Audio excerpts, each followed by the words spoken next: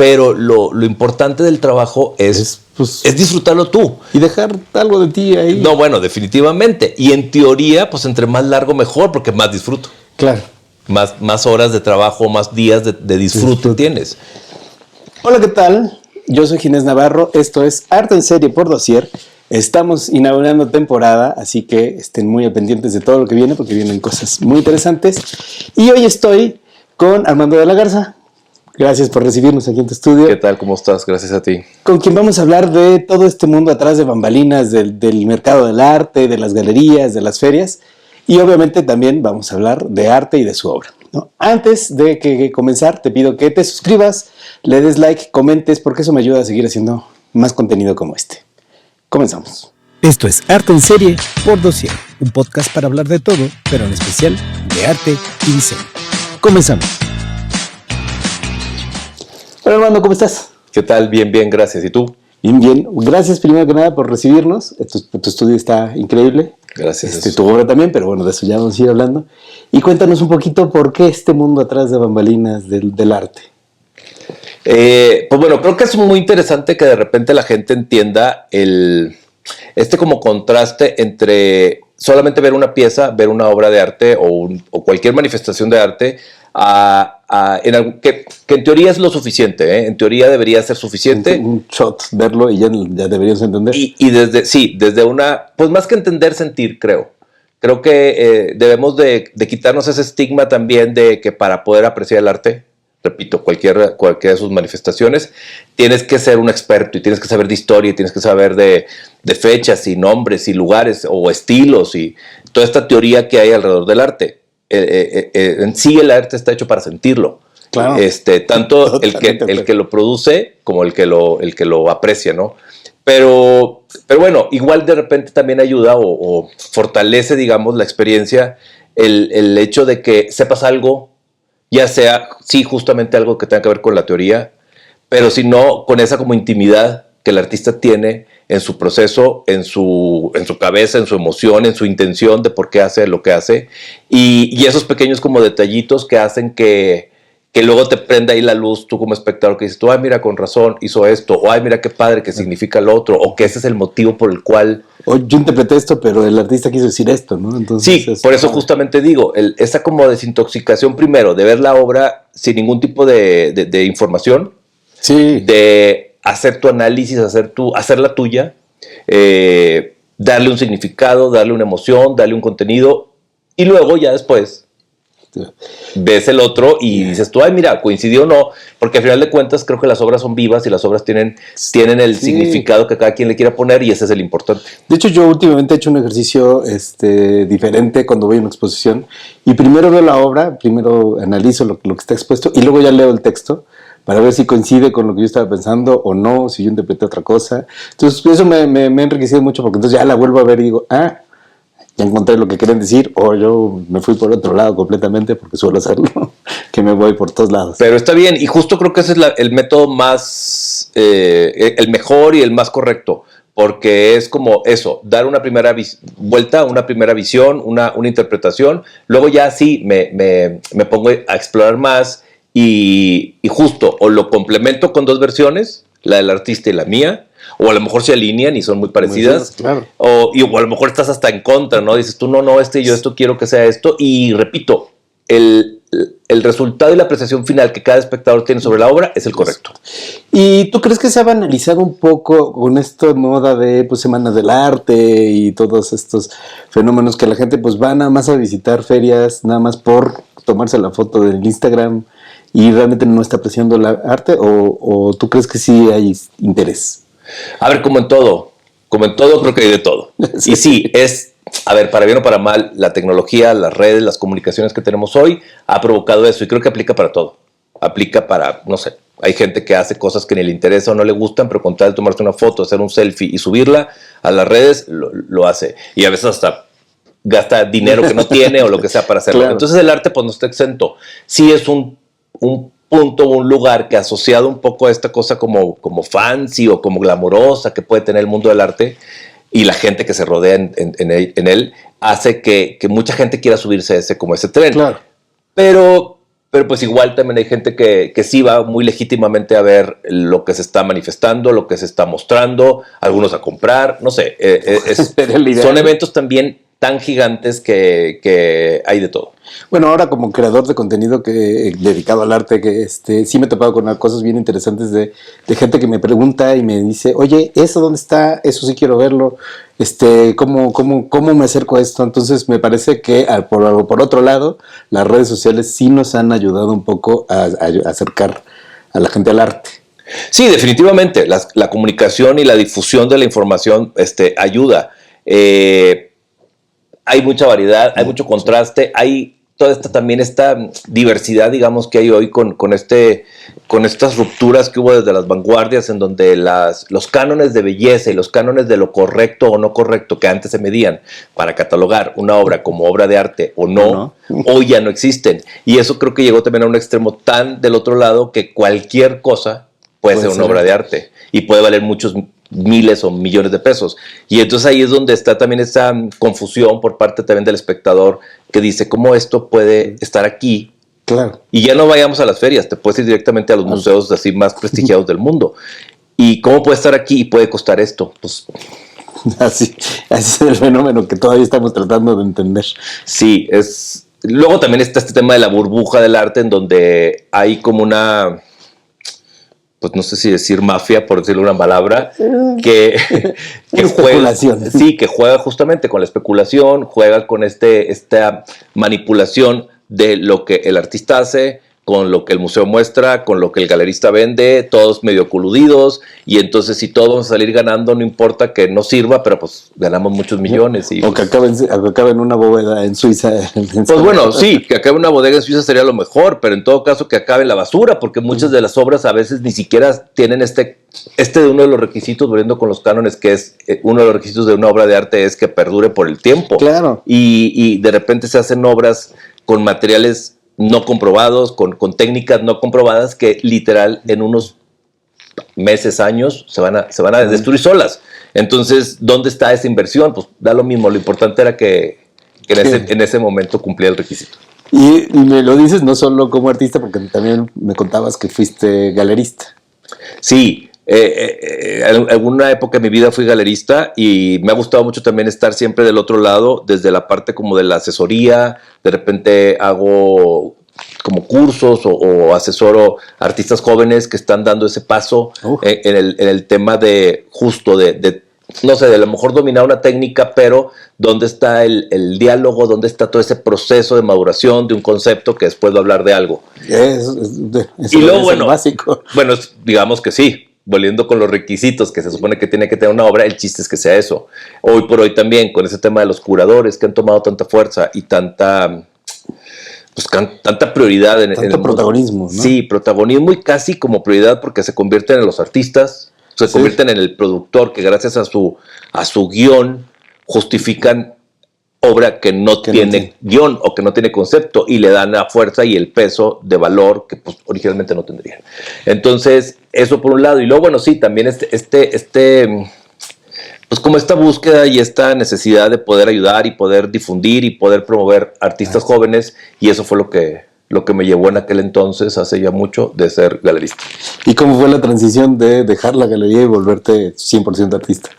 Pues no, más bien fue al revés. O sea, yo pinto desde muy niño, así me aventé toda la escuela, todos los, digamos, primaria, secundaria, prepa, luego estudié arquitectura, ahí mismo también, aunque le bajé un poquito a la cantidad de producción, porque obviamente era mucho lo que me llevaba el tiempo de la universidad. Sí, sobre todo en mi época, porque pues no existía la tecnología que hay hoy. Sí. Entonces era todo a mano y sí, eran muchas horas. Entonces bajé un poquito la producción, pero siempre lo hice, siempre seguía.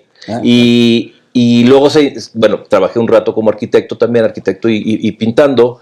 Luego ahí es donde se inserta la galería. Entonces cuando llegó un punto en donde ya me estaba absorbiendo, que la verdad es que la galería fue siempre muy exitosa y creció mucho, dije no, ya, porque sí, muy bonito el mundo del galerista, pero lo mío es mi obra. Entonces dejé todo y me regresé a mi estudio y me puse otra vez a mi ambiente ermitaño a producir. ¿Cuál es la clave para vivir 100% como artista? Ay, qué pregunta. ¿Cuáles son las claves? Porque no creo que sea una. No sé si haya una clave. Creo que más bien es si eres honesto contigo y si verdaderamente haces esto por pasión y es una necesidad, Claro. estás dispuesto a pagar el precio del otro.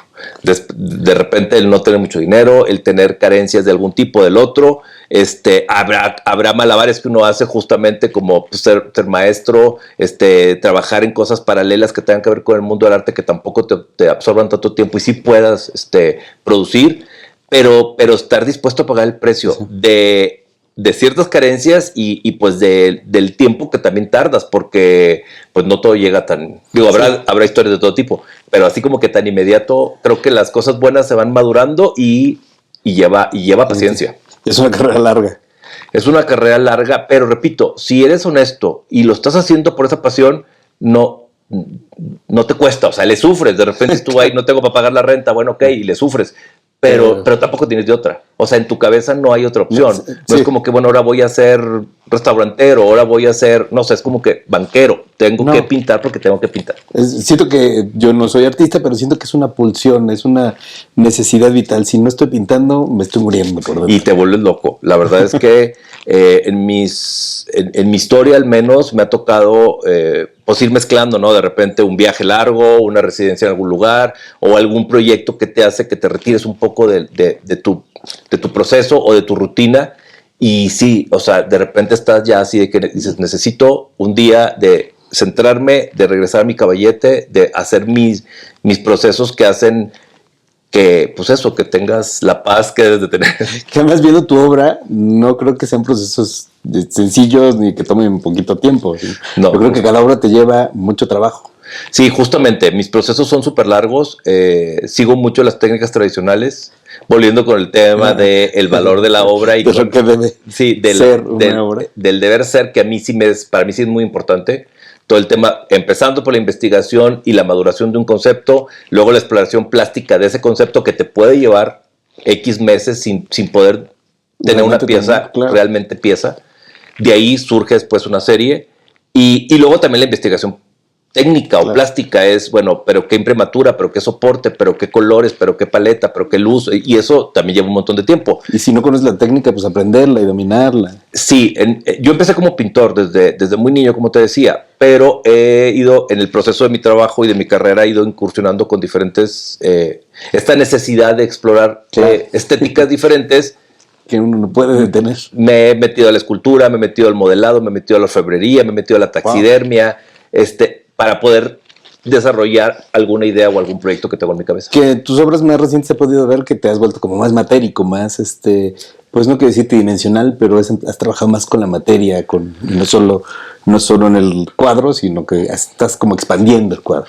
Sí, a ver, lleva años eso. Estaba sacando la cuenta el otro día que llevo ya, solo de haberme graduado de arquitectura y de haber considerado ya mi carrera profesional como artista desde entonces, 30 años de carrera. Entonces, pinto desde los 6. Entonces, igual son más de pintor. Sí, el tema entre el pintor y el artista, ¿no? Pero sí, en esos procesos justamente muy largos que tiene el óleo, por ejemplo, yo trabajo en óleo. Prácticamente todo mi trabajo de pintura es en óleo. Y es muy lento. Y hay que tener mucha paciencia con las esperas. Entonces, ahí es donde empezaba yo con que si modelo una pieza, o si trabajo arte objeto, o si hago eso que dices tú de la materia. Y es donde se van intercalando, porque no es como que termino una y empiezo otra. No vas trabajando. Se van como engranando y entonces tengo así como mis diferentes puntos de trabajo y aquí hago esto mientras pasan 2, 3 o 10 días en que se seque, me paso para acá a trabajar esta otra y así es como un carrusel de procesos que voy alternando.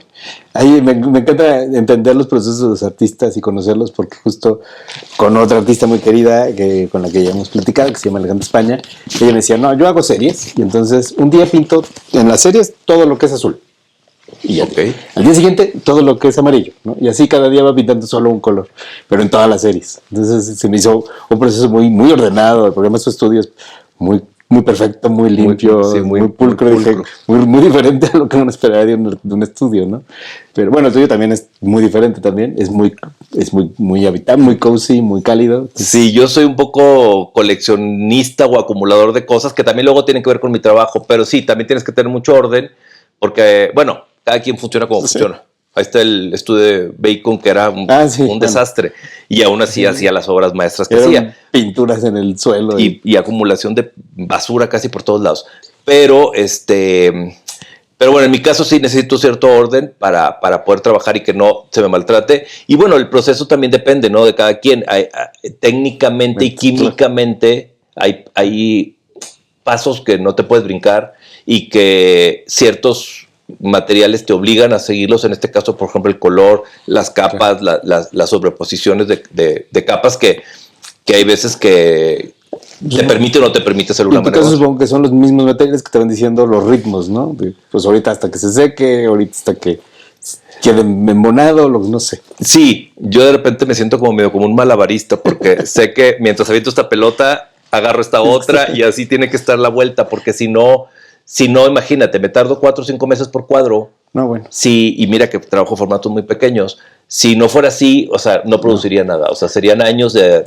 O sea, para que vean que lo que se están llevando no es un trabajo cualquiera, sino es mucho trabajo lo que hay atrás de cada pieza. Sí, de cada pieza, y como digo, de un proyecto que ya fue lo suficientemente comprobado o maduro para decir esto ya es un proyecto. Porque tengo procesos, hay veces 2, 3 años explorando una idea que todo ese proceso no llega a ser obra. O sea, es el experimento. Sí, para después ya llegar ahora sí a estas, digamos, como que... Además del proceso físico, pues hay un trabajo mental. Sí, y ese trabajo mental que lo compruebas con la obra, pues hay veces que con la obra que estás haciendo te das cuenta que no se está cumpliendo y hay que hacer otra y hay que buscarla. Entonces es donde cambia. Debe ser también muy requerir mucho temple emocional, ¿no? Decir, híjole, ya esto no se logró, pues ni modo. Sí, hay que tener, como te decía, paciencia, mucha congruencia y mucha honestidad, porque luego dices tú, ay, no, mira, ya que salga, y pues no está. Y repito, creo que depende mucho tu idea y tu final, porque si tu intención como artista es pintar cuadros, ser famoso y ser rico, pues vas a querer hacerlo rápido, vas a querer que eso pase rápido. Claro. Pero cuando tu intención es pintar por pintar o trabajar por trabajar, pues tú entre más... Es como, por ejemplo, el tema famoso o también muy, no sé si polémico, de tener ayuda. De tener gente que está en tu estudio. Yo conozco artistas que tienen 6, 8, 15 ayudantes. Y entonces dices, bueno, pero entonces ¿quién está haciendo la obra? Y entonces yo como, ¿por qué voy a contratar a alguien para que haga lo que yo amo hacer? O sea, es como, sí, es como decir, güey, me pedí un filete delicioso en un restaurante y viene alguien y se lo come por mí. Pues no, me lo quiero comer yo, ¿no? Bueno, me pasa con la inteligencia artificial, que digo, ¿yo para qué quiero que escribas? Y a mí lo que me gusta es escribir, ¿no? Que me lave los trastes. Exactamente. Habrá cositas que sí, a lo mejor si tú me dices, bueno, pues sí, que te preparen un lienzo, sí, es un proceso laborioso, muy, muy largo también, y que pues da lo mismo, es embarrar una imprimatura. Claro. Pero lo importante del trabajo es disfrutarlo tú. Y dejar algo de ti ahí. No, bueno, definitivamente. Y en teoría, pues entre más largo mejor, porque más disfruto. Claro. Más horas de trabajo, más días de disfrute tienes. Oye, voy a hacerte una pregunta que de alguna manera ya nos has contestado, pero pues siempre la hacemos en el podcast. Tenemos una teoría de que tú no encuentras al arte, tú no lo estás buscando, sino que el arte te encuentra en algún momento de tu vida. Si sí es cierto para ti, ¿cómo es que te encontró a ti el arte? Sí creo que sea cierta, y creo que también pasa lo mismo con el coleccionismo. Creo que las obras acaban encontrando el lugar donde quieren estar y la persona y el coleccionista con el que quiere estar. Tienen su vida propia las obras. Sí, casi. Es energía. Bueno, a ver, ¿qué te digo? En mi caso fue muy innato. O sea, yo desde muy niño, lo primero que recuerdo y lo que más me gustaba era un crayón y una hoja y estar dibujando. Wow. Nunca fui como que andar en la calle, la bicicleta, o sea, era todo el tiempo así. Y era lo que pedía siempre de regalos. Wow. Y bueno, yo tenía la suerte que mi abuela materna, con la cual estaba muy apegado, pintaba. Entonces tenía su pequeño estudio, porque pues lo hacía Mateo, ahí en su casa, y en la que yo estaba muchas horas a las tardes. Y entonces me acuerdo, le rogaba que me enseñara. Y ella como que no quería porque me veía muy, muy niño. Aún así, como a los 6, 7, yo empiezo a pintar con ella, óleo. Wow. Y entonces, no sé, desde esta como inocencia y de esta como ignorancia, porque obviamente hay una ignorancia en donde dices, sí. Pues no sé ni qué estoy haciendo ni por qué, pero lo quiero hacer. Y así empecé a pintar, seguramente cometiendo muchos errores o siguiendo una técnica que ya seguía, pero que habrá muchas y mejores y peores también. Y luego ya de ahí empecé a estudiar con otras maestras, en otras academias o así, todo desde un sentido muy, pues digo, como muy local, pero creo que también esa es otra que tiene que ver con el artista o cualquier oficio, es la práctica. Entonces yo era un poco irreverente, de hecho llegué a tener problemas con algunos maestros porque me adelantaba al curso, me adelantaba al tema. Yo también tenía la suerte que mi mamá en aquel entonces me compraba todo lo que yo le pedía de materiales, entonces yo los tenía en mi cuarto y yo decía, güey, ¿cómo que me voy a esperar 6 meses a usar que me enseñe tal cosa? ¿No? Yo lo agarraba y empezaba, ¿no? Y entonces hacía mis cosas y no sé, creo que como mucho en la vida que es de repente bendita ignorancia, perdón. Sí. Es hazlo y a ver cómo sale.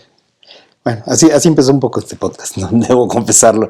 Me da la impresión. Que es la mejor manera, Sí, dije, no estoy completamente preparado, pues voy a empezar. A ver qué sale ya. Nunca se está completamente preparado para nada, creo. Y creo que ese es un pretexto que como seres humanos nos ponemos para no hacer las cosas. Entonces es como que si te esperas a ser perfecto, a tener la capacitación más completa, nunca haces las cosas. Nunca vas a hacer. Nunca vas a hacer y en el camino corriges. Exacto. Y me da la impresión justamente lo que te voy a contar, que tú sigues aprendiendo, que tú quieres seguir aprendiendo y seguir buscando, le sigues buscando. Sí, definitivamente. Creo que, y repito, creo que aplica para todo. Cuando crees que ya llegaste, pues entonces que sigue mañana. Exacto. Es como que soy perfecto o ya soy el genio, pues no, siempre estás aprendiendo, siempre hay una cosa nueva y mejor que puedes hacer. Sí. Y pues eso, repito, también esa necesidad de explorar con una técnica nueva, con un objeto nuevo, con un concepto, lo que sea, que te va a pedir que aprendas desde cero y que tengas también esa como, me ha pasado últimamente con un par de experiencias, de esa como humildad de decir, bueno, sí, puedo tener 30 años pintando, pero hoy voy a aprender una cosa como el jovencito de 20 que está, por primera vez haciendo un trazo con un pincel, ¿no? Es que se siente increíble, ¿no? Decir, esto no me lo sabía, está divertido. Digo, confrontar ese miedo, porque luego da miedo, sí. Pero pues no importa qué más da. Oye, cambiando un poco del tema, algo que nos gusta mucho en este podcast son las recomendaciones. Entonces quería ver que nos recomendaras algo que estés leyendo, escuchando o viendo, una serie, una película, un libro, un disco, algo que te gustaría recomendarnos. Ay, canijo. Híjole, soy de muy mala memoria y luego hago las cosas y no me acuerdo. Puede ser viejo también. Siempre, a ver, bueno, siempre estoy leyendo varios a la vez y luego ni me acuerdo de los nombres. Claudel, diría. Lean todo lo de Philippe Claudel. Es increíble. Es increíble, es un poco melancólico y un poco, para algunas personas puede ser depresivo, pero creo que es como muy bueno. Me encanta la historia y me encanta, sí, la historia, entonces, o las biografías que tienen que ver con historia. Entonces, de repente también eso es como que creo que es muy enriquecedor y como muy, de repente, aprender, conocer y luego aplicar a ti ese tipo de experiencias. Como dicen por ahí, nadie experimenta en cabeza ajena, pero creo que sí se puede. Pero eso está la historia para que aprendamos. Si le echas un poco de... volvemos a la humildad y a las ganas, sí puede ser que aprendas un poco. Ahora, luego me da risa porque me preguntan, ¿y cuáles son tus hobbies? Y yo, pintar. ¿Y tu trabajo? Pintar. Sí, entonces es de una u otra manera, aunque suene como... Pues no sé si bien o mal, me da lo mismo, pero es en mis tiempos libres acabo pintando. Claro. Y por ejemplo, fue mi salvación en la pandemia, en el COVID, que todo el mundo se quejaba del encierro y de la histeria. Y yo decía, bueno, qué mejor para estar sin que me moleste y pintando más. Entonces, acaba siendo como muy, no sé si redundante, porque luego también si leo temas de arte o de historia. Si veo películas o sí que también me gusta, acaba siendo eso lo mismo, pero sí. Para mí no hay mejores artistas que esos que son medio obsesivos, que le siguen dando vueltas a un tema o a su trabajo, ¿no? Sí, digo, a ver, me gusta el cine, me gusta mucho la ópera, que de repente trato de verla lo más que se pueda. Tengo de repente por ahí mis contactos y dan cursos y me meto a cursos, obviamente teórico porque no es que yo cante. Y el Auditorio Nacional, por ejemplo, que presenta estas transmisiones desde el Met en Nueva York, que son, digamos que guardando la distancia de estar allá en Nueva York en vivo, a verlas acá, pues obviamente mejor en Nueva York, pero pues en la medida que no se pueda, eso está padre. Luego las charlas que hace, no sé si lo conozcas y si no, te lo presento porque sería muy interesante que también platicaras con él, Gerardo Kleinburg, que es un gran maestro de ópera, y él da unas, bueno, además de dar cursos y cosas muy importantes por todo el mundo, da una plática antes, esa sería una recomendación, fíjate. Da unas pláticas muy interesantes una hora antes de la transmisión sobre el autor o sobre la misma ópera. Es de una manera muy coloquial, también muy sencilla y muy, muy divertido. Y entonces llegas temprano, el lunario, oyes la plática de Gerardo, luego te pasas ya al auditorio y ves la ópera. Entonces, oye, gran recomendación. Sí, es un plan muy padre de sábado. Hay que estar nada más pendientes de la temporada y qué sábados se presenta y qué no. Y de ahí se van a cenar, bueno, ya, noche completa. No, es a mediodía. Ah, bueno. Es matiné. Sí. La ópera generalmente, dependiendo cómo esté el cambio de horario, generalmente es a las 2. Entonces pues la plática de Gerardo es 10:30, depende, 10:30, de ahí nada más te das la vuelta y te metes al auditorio y te vas a comer. Te vas a comer tardecito porque ves que las óperas son largas, pero ya 3:30, 4 sales, vas y comes. Y volvemos a lo que estamos diciendo. Creo que la ópera, por ejemplo, es un ejemplo muy, muy, muy puntual. Suena a complicada, suena a que no entiendo nada, suena a que son puros gritos. Y más allá de que está la mayoría de las veces hablada en otros idiomas, si te quitas ese estigma y te concentras en la belleza de la música y de las voces, es muy disfrutable. Y la escenografía, porque siempre bueno, sí, las superproducciones estas de que son súper importantes, pero es un complemento de disciplinas que son muy interesantes, pero si te quitas el miedo y te das el permiso, es muy difícil. La ópera es como ir a ver un gran chisme, nada más con música. Bueno, sí, es como una telenovela súper extrema, porque siempre hay muertes y siempre hay engaños y siempre hay sufrimiento, pero es muy potente. A mí la ópera me parece una de las cosas más hermosas que ha creado el ser humano. Y en la medida que se pueda también, cuando tengas la oportunidad, pues digo, en vivo es otra cosa. Y en Bellas Artes, bueno, no, uno se vuelve loco. En Bellas Artes, que de repente también tiene muy buenas temporadas y buenas opciones. Sí. Oye, cuéntanos, bueno, lo que me trajo aquí es que vas a tener una exposición pronto, pero cuéntanos además de esa exposición, ¿qué otros planes tienes? Híjole, mira, siempre también es como una especie de malabar, porque en ese mismo proceso que es muy largo, también está después, dentro del malabar de la pelota es el otro trabajo de los artistas. Que es hoy por hoy que también se ha complicado mucho para bien o para mal. Las redes que te ha diversificado, ha quitado un poco ese monopolio que tenía la galería, el museo o la publicación. Sí, de tu imagen. De que todo lo hacían solo ellos y que solamente ellos podían,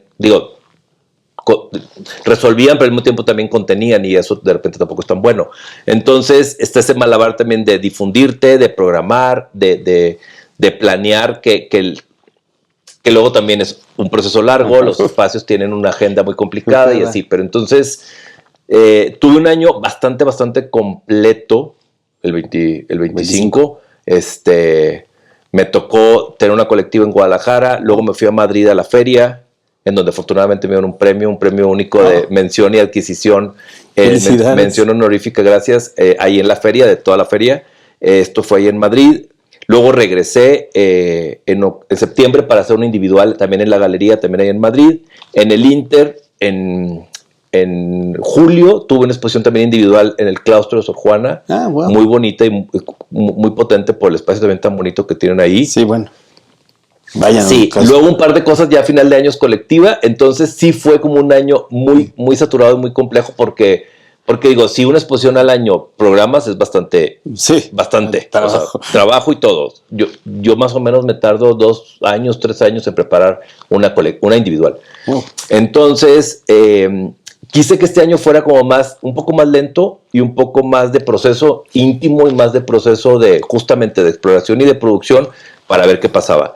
Sin embargo, ahorita, pues, ¿qué te digo? Tengo esta exposición próximamente en San Miguel, en esta galería, que estoy muy contento y muy emocionado de formar parte de él, porque además es también el nacimiento y el lanzamiento de este espacio que está increíble, Gallery. Ya les llevaré más noticias, pero sí. Sí, el espacio es muy bonito, la ciudad es muy bonita, San Miguel siempre es un placer.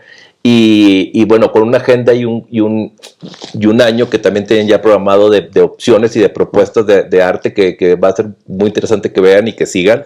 Entonces, pues yo con el super honor de ser el primero y que se lance la galería con mi proyecto, esta exposición que vamos a tener. Luego estoy ahorita planeando unas exposiciones que también me invitaron desde un par de años para atrás en Texas. Estamos viendo en varias ciudades en Texas y estoy con eso. Según yo quería estar tranquilo, pero ahorita están estas dos. Originalmente también regresaba a Madrid para otra vez la Semana del Arte y seguimiento de los proyectos que estoy haciendo allá, porque he estado muy pegado, me he estado pasando temporadas por allá, haciendo como residencias y produciendo y trabajando con espacios en Madrid y en Barcelona, pero ha sido mucho. Creo que, no sé, no lo tengo tan definido, pero creo que esta vez va a ser un poco más lento en ese sentido, pero estaremos con esto. Ya con eso más que suficiente. Sí, porque, repito, si te tardas tanto produciendo un cuadro y si necesitas 30 para una exposición, multiplica. Ven, porque es valioso el arte, porque vale lo que vale. Sí, al menos el bueno. Bueno. No quiero meterle mucho detalle, pero sí, el bueno sí.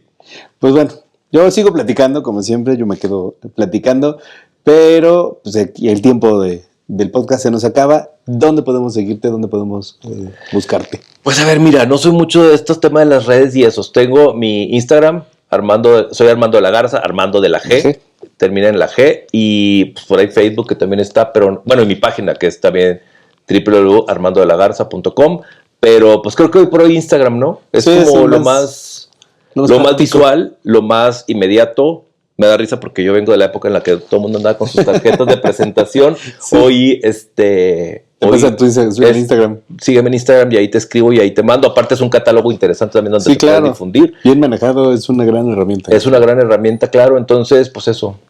Muy bien. A nosotros, ya saben, nos encuentran en todos donde escuchen su podcast como Arte en Serie y en todas las plataformas, en todas las redes como Dossier Art. Y pues nada, sigamos hablando de arte, porque cuando hablamos de arte, hablamos de nosotros. Muchas gracias. No, gracias a ti.